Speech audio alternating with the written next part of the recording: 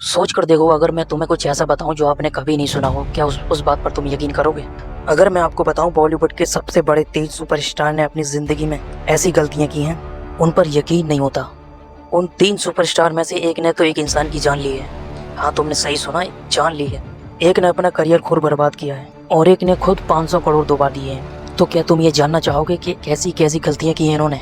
और ये 3 सुपरस्टार सलमान खान, शाहरुख और आमिर खान हैं, जिन्हें बॉलीवुड का गॉड भी बोलते हैं लोग। लेकिन आज मैं इस वीडियो में उनकी पूजा नहीं करूंगा और ना ही उनकी तारीफ करूंगा। आज मैं करूंगा उनका पोस्टमार्टम।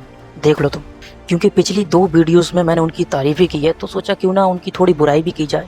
और हर वो गलती, हर वो फैसला, हर वो लम्हा जिसमें इन्होंने गलतियां की हैं, तो उन सब के बारे में बात करेंगे। जब ये 3 लेजेंड्स अपने आप के खुद के दुश्मन बनते हैं, तब ये क्या गलतियां करते हैं, इनके बारे में जानेंगे। और ग्रेटनेस सिर्फ जीतने में नहीं होती, ग्रेटनेस उसमें होती है जब तुम गिर के उठते हो और उठकर तुम फिर गलतियां करते हो, फिर गिरते हो और फिर उठ जाते हो। और कुछ करके गिरना अच्छा है, उससे जो बिना कुछ करे गिरे और दूसरों को जज किया। तो ये तीनों लेजेंड्स बहुत गिरे हैं, कई बार गिरे हैं, इतने गिरे हैं कि हद से ज़्यादा गिर गए। तो सीट बेल्ट बांध लो, ये राइड बहुत ही खतरनाक हो और हो सकता है अपने स्टार की गलतियाँ सुनकर तुम्हें झटका लगे और तुम गिर जाओ। तो इससे बेहतर है तुम सीट बेल्ट बांध लो या अपनी सीट पर बैठ जाओ। एक बात मैं तुम्हें पहले ही क्लियर कर देता हूँ, ये वीडियो इन तीनों में से किसी को भी नीचा दिखाने के लिए नहीं है। ये बस तुम्हारी नॉलेज के लिए है, ताकि तुम अंधा विश्वास नहीं करो। ये एक ऑनेस्ट और बैलेंस एनालिसिस है और जो इंसान अपनी गलतियों से सीखता है वही सिकंदर है। तो तुम अपनी गलतियों से सीखना और इस वीडियो को कमेंट से नहीं भर देना है गालियाँ दे दे के, ठीक है? कमेंट करना, लेकिन प्यार से करना। तो रेडी हो तुम सब? चलो फिर सलमान खान से शुरू करते हैं। शिकार तो सब करते हैं, लेकिन टाइगर से बेहतर शिकार कोई नहीं करता। सलमान खान, जो नाम सुनकर कुछ लोग झूमते हैं और कुछ लोग, उनमें से कुछ लोग सिर हिलाते हैं। और सलमान भाई का टैलेंट ही है, दिल में आता हूँ समझ नहीं आता, क्लियर कट है। तो इसीलिए सलमान भाई को समझने के लिए दिल की जरूरत है, दिमाग की नहीं। साल 1988, हम साथ साथ हैं मूवी की शूटिंग चल रही थी राजस्थान में। तो एक रात सलमान खान और उनके साथी जो एक्टर्स थे वो उठे और शिकार करने के लिए निकल पड़े रात में। तो कहा जाता है उन लोगों ने नाइट में एक ब्लैक हिरन को मार दिया। तो उन्होंने एक ऐसी स्पीस को मारा जो काफी कम थी, क्योंकि उस तरफ ब्लैक हिरन काफी कम देखने को मिलते हैं। तो इसलिए तो उन लोगों ने नाइट में अनजाने में मारा हो या फिर जानबूझ के मारा हो, तो उन्होंने एक ब्लैक स्पीस को मारा। और ये जो उस रात हुआ था, ये एक ऐसी गलती थी जिसने सलमान खान को करीबन 20 साल तक कोर्ट कचहरी के चक्करों में डाल दिया। और हो सकता है नाइट में किसी और ने भी मारा हो, क्योंकि सलमान भाई अपने दिलदार हैं। हो सकता है किसी लड़की ने, किसी लेडीज एक्ट्रेस ने गोली चला दी हो, तो सोचा मैं हीरो बनूंगा, मुझे दो, गाड़ फट गई भाई की। तो 2018 में उसी केस में सलमान खान को 5 साल की सजा हुई थी। पर भाईजान जेल नहीं जाते, चाहे कुछ भी हो जाए, चाहे रुपया कितना भी लगे, भाईजान जेल नहीं गए। भाई को अंदर करने की किसी में हिम्मत नहीं थी। भाईजान सिर्फ 5 घंटे कोर्ट थाने में बैठे रहे तो उनकी जमानत हो गई। इस गलती से सलमान भाई की इमेज परमानेंटली डैमेज हो चुकी थी बॉलीवुड में। और इसी वजह से बिश्नोई कमेटी जो कम्युनिटी है वो सलमान भाई से आज भी नफरत करती है। उस वक्त सलमान भाई के पास सब कुछ था और करियर तो एकदम टॉप पर था सलमान भाई का उस केस से पहले। लेकिन एक रात की लापरवाही ने सलमान भाई का दशकों तक पीछा नहीं छोड़ा उस गलती ने। और वो कहते हैं ना कि फॉर्म का नशा कभी कभी इंसान को अंधा कर देता है। फॉर्म छोड़ो, ताकत का नशा या पैसे का नशा हमेशा ही अंधा कर देता है। पर सलमान खान में वो ईगो, वो एटीट्यूड वो शुरू से ही था। और जवानी के टाइम पे तो आदमी बस ये कहता है मेरे अलावा है ही कौन है दुनिया में।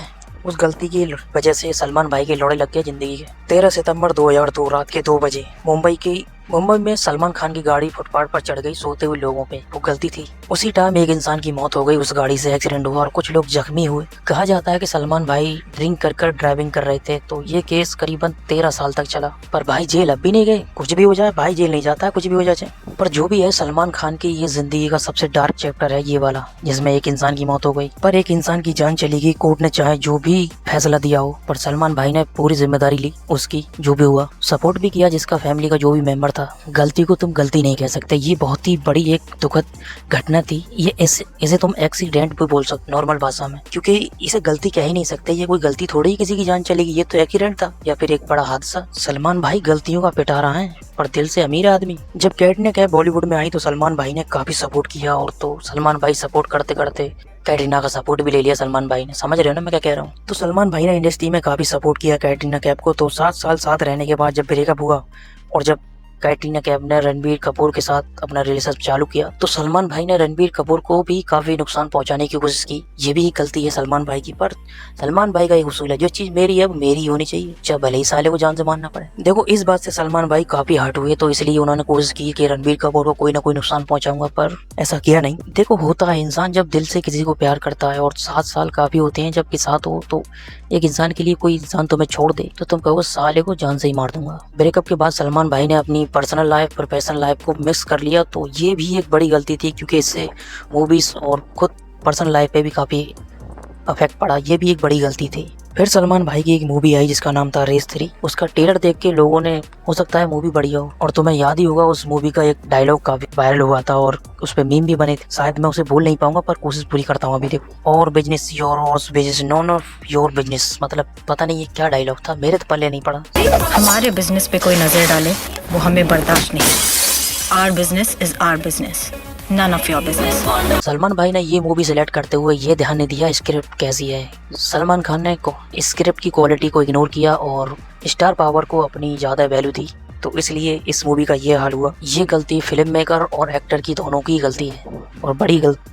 58 साल से सलमान भाई अकेले हैं और लूलिया सालों से साथ में है, फिर भी ऑफिशियली कभी नहीं कहा कि वो उनके साथ हैं या फिर उनसे शादी करना चाहते हैं। लेकिन एक बार किसी शो पर सलमान भाई ने कहा था कि मैं ज़रूर शादी करूँगा, फिर सलमान भाई फिर मुकर गए। मतलब ज़िंदगी में सलमान भाई सच बताऊं तो अपनी ज़िंदगी में कमिटमेंट से डरते हैं, और इस तरह से अपनी ज़िंदगी में कमिटमेंट से डरना ये इंसान को अंदर से खोखला कर देता है, और ये एक बड़ी गलती है, समझे। सलमान भाई के पास दुनिया है लेकिन रहने के लिए घर नहीं है। अब घर का मतलब वो नहीं है जो ईंटों से बना होता है भाई, घर का मतलब मेरा मतलब है फैमिली। जब सलमान भाई घर जाएँ, गेट पे पहुँचे तो एक खूबसूरत बेगम गेट खोले वेलकम के लिए, तो वो नहीं है। घर में जाने की कोई वजह नहीं है सलमान भाई की, समझ में आया। तो उसे कहते हैं घर, जब घर में कोई हो तुम्हारा इंतजार करने वाला। कुछ भी हो, सलमान भाई ने काफ़ी गलतियां की और कई बार गिरे कई बार उठे। बंदे ने कभी भी किसी का दिल से बुरा नहीं किया, उसने जो भी किया हो। प्यार में ब्रेकअप होने के बाद लोगों को धमकियां दी या नुकसान पहुंचाने की कोशिश की, वो अपने दिल के हाथों मजबूर था, उसने किया। केसेस हुए हैं जैसे हिरन का हो गया या गाड़ी चढ़ गई फुटपाथ पे किसी के ऊपर, तो वो भी गलतियाँ हैं और इंसान ही गलतियाँ करते हैं, फरिश्ते नहीं। तो जो इंसान अपनी गलतियों को सीख के आगे बढ़ता है वही सिकंदर होता है, और देखा जाए तो सलमान भाई सिकंदर से कम भी नहीं है अभी। और सलमान भाई की तो मूवी भी आ गई सिकंदर, ये तो मैच हो गया। जब आमिर खान दंगल बना रहे थे और जब SR के रईस बना रहे थे, तब सलमान भाई पता है क्या बना रहे थे? रेस 3, जो इतिहास में एकदम घटिया लिस्ट में लिखी जाती है। टैलेंट होना ही काफ़ी नहीं होता, टैलेंट को एक दिशा देना पड़ती है, उसे यूज़ करना पड़ता है। सलमान भाई की एक ही प्रॉब्लम है, वो दिल से चलता है बंदा, दिमाग तो इस्तेमाल करता ही नहीं रत्ती भर भी। जिंदगी बंदे ने कभी भी रिस्क से नहीं जी, उसने वही किया जो उसे मन में आया। सलमान भाई ने वही किया जो उसके दिल में आया, अपनी ज़िंदगी को खुल के जिया है वो बंदा, तो उसे गम नहीं है किसी भी बात का। गम सिर्फ इस बात का रहा है उसे हमेशा से ही कि मेरे दिल से लिए गए फैसले हमेशा दूसरों को तकलीफ देते हैं। यही मेरी प्रॉब्लम है। जब मैं किसी के लिए, किसी इंसान के लिए, अपनी फैमिली के लिए, मतलब किसी भी इंसान के लिए जिससे मैं प्यार करता हूँ, उसके लिए सही फैसला लेने की कोशिश करता हूँ, तो वो उसके लिए हमेशा गलत ही होता है, ना जाने क्यों। हालांकि मैं दिल से लेता हूँ, ऐसी प्रॉब्लम उसकी है। तभी तो मैं कहता हूँ, कभी कभी मैं सोचता हूँ कि मैं सलमान खान तो नहीं हूँ। खैर मेरी बात बाद में करेंगे। अब बात करते हैं उस इंसान की जिसे पूरी दुनिया मिस्टर परफेक्ट मैन बोलती है। हम बात करेंगे आमिर खान की। ये 4 फुट 8 इंच का आदमी काफ़ी आग मूकता है, लेकिन दोस्तों मैं तुम्हें बता दूं, एक परफेक्ट इंसान भी गलतियां करता है, और जब वो करता है तो वो काफ़ी बड़ी करता है। एक नॉर्मल इंसान तो गलतियां करता ही, वो तो गलतियों पे रहा ही, जिसे दुनिया मिस्टर परफेक्ट मैन बोलती है। जब वो गलतियां करता है तो अलग ही होती हैं, अलग लेवल पे। 2018 दिवाली इंडिया की सबसे बड़ी मूवी का इंतजार था। आमिर खान अमिताभ बच्चन पहली बार साथ काम कर रहे थे। मूवी रिलीज हुई, उसने पहले दिन ही 52 करोड़ जो उसने कमाए, वो आमिर खान के कट्टर फैन थे जिन्होंने देखी मूवी और चली, और लोगों ने देखी तो वो लोग थिएटर में ही आधी मूवी छोड़कर भागने लगे, क्योंकि जब उस मूवी की रिव्यूज आए यूट्यूब पर, तब उस मूवी को worst film of the year बोला गया। आमिर खान ने प्रेस कॉन्फ्रेंस में काफ़ी अपॉलॉजी और माफ़ी मांगी इतना घटिया काम करने के लिए।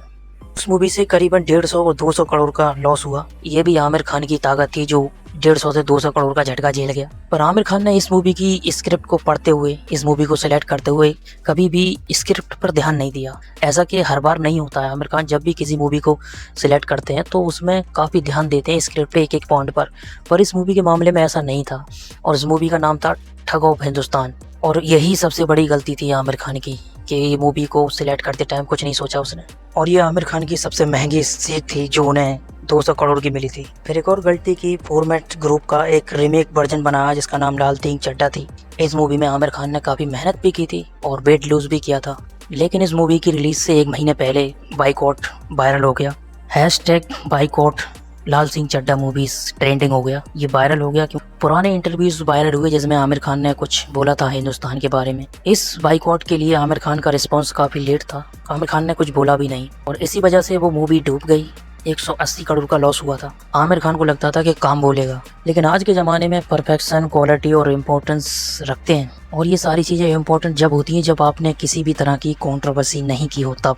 अगर तुमने कोई कंट्रोवर्सी की है फ्यूचर में या फिर पास्ट में तो तुम्हारे तो लौड़े लगने तय हैं, क्योंकि ये जनता, ये फैंस, ये अपने बाप के नहीं होते तो तुम्हारे क्या होंगे। आमिर खान ने अवार्ड वापसी टाइम की कंट्रोवर्सी के टाइम कहा था कि गौरी सोच रही थी क्या इंडिया छोड़ देना चाहिए हमें, और इसी स्टेटमेंट के साथ पूरे हिंदुस्तान में कंट्रोवर्सी यही हो गई कि आमिर खान हिंदुस्तान छोड़ने की बात कर रहे हैं। आमिर खान की स्नैपडील ब्रांड भी मतलब बाइकआउट की वजह से कैंसिल हो गई। ये भी एक बड़ा नुकसान था। और मेरा मानना यह है अपनी बात रखना गलत नहीं है, लेकिन अपनी बात रखने का और कहने के कई तरीके होते हैं। और जब बात करने वाला बिग 3 मतलब बड़ा ही लेजेंड हो तो उसे अपने शब्दों का, अब पब्लिक इमेज का और टाइम का ध्यान रख के अपने शब्दों को चुनना पड़ता है ताकि किसी को भी ऐसा ना लगे कि ये गलत है, क्योंकि जब तुम बड़े होते हो तो तुम्हारे शब्द ये जाते हैं, लिखे जाते हैं इतिहास में। और ये जो आमिर खान ने कहा था कि गौरी सोच रही थी हिंदुस्तान को छोड़ देना चाहिए, तो ये बात आमिर खान ने इमोशनल होकर ही कही थी, भावुक होकर, दिमाग नहीं चलाया उस बंदे ने। सत्य में विजय थे आमिर खान का एक पावरफुल और इम्पोर्टेंट शो था। इस शो ने बहुत लोगों को इफेक्ट किया था और काफी लोगों को सही राह दिखाई थी। ये लोगों को सही राह दिखाने का और इस पर सही मुद्दों की बात करने का एक अच्छा प्लेटफॉर्म था, पर यह भी बंद कर दिया गया। अगर इसे बंद नहीं करते तो ये शो भी एक बड़ा ही मोमेंट बन सकता था, लेकिन आमिर खान ने इस शो को ज्यादा आगे बढ़ाया नहीं और कंटिन्यू नहीं किया और ना ही एक्सपेंड किया ताकि, लेकिन आमिर खान के पास एक ऐसा प्लेटफॉर्म था जो सोसाइटी में चेंज ला सकता था, एक रियल चेंज, क्योंकि लोग उस शो को देखते थे क्योंकि उसमें बातें थी। ये नहीं कि उसमें कपड़े उतारे जा रहे हो या डांस किया जा रहा हो, उस शो को समझदार लोग देखते थे। तो उस शो का कभी भी पूरा पोटेंशियल यूज नहीं किया आमिर खान ने। आमिर खान की गलतियों में एक चीज काफी कॉमन दिखाई देती है, वो अपने डिसीजन में काफी कंफ्यूज दिखाई देते हैं। कभी कभी इसी वजह से वो PR, public press conference, timing जैसी इंपॉर्टेंट चीजों को इग्नोर कर देते हैं। जब आमिर खान रिसर्च और प्रेस कॉन्फ्रेंस, स्ट्रॉन्ग कंटेंट पर ध्यान देते हैं तब वो बहुत ही यादगार और ऐतिहासिक काम करते हैं। लेकिन जब वो शॉर्टकट लेते हैं और पर्सनल लाइफ और पब्लिक लाइफ को मिलाकर मिक्सी में डालकर जब घोल के पी लेते हैं तब उनकी प्रॉब्लम बढ़ जाती है, क्योंकि फिर उन्हें पता नहीं चलता क्या सही है क्या गलत है। इससे ये समझ में आता है कितना भी परफेक्ट इंसान हो, परफेक्शन मैन हो या फिर जो भी हो या सुपरमैन हो, गलतियां सब करते हैं और गलतियां सबसे होती हैं और जो ज्यादा दिमाग लगाते हैं उनसे बड़ी गलतियां होती हैं, याद रखना ये बात। और अब बात करते हैं किंग खान मतलब शाहरुख खान की। एक ऐसा इंसान जिसने प्रूव किया कि टैलेंट और हार्डवर्क और चार्म से कुछ भी पाना मुमकिन है, और कोई भी किंग हो बिना बैटल हारे किंग नहीं बनता। तो इस किंग ने भी काफी अपनी जिंदगी में बैटल्स हारी हैं और कुछ बैटल तो उन्होंने खुद से हारी हैं। 2012 में शाहरुख खान का वानखेड़े स्टेडियम में एक सिक्योरिटी गार्ड से झगड़ा हो गया था, एक मामूली पहरेदार से किंग लड़ गया, सोच रहे तुम। तो इस बात के पीछे भी काफी कंट्रोवर्सी हुई थी। तो झगड़े के बाद MCA ने शाहरुख खान पर 5 साल का वानखेड़े में बैन लगा दिया। सुपरस्टार पर ऐसी प्लेस का बैन लगना ये कोई छोटी मोटी बात नहीं है, ये बड़ी बात है, ये इमेज पर हमला है, ये भी एक बड़ी गलती है। If anybody's smoking, you want to arrest me? Arrest me. Use your language properly. You use your language properly. Okay. You use your language properly. Shut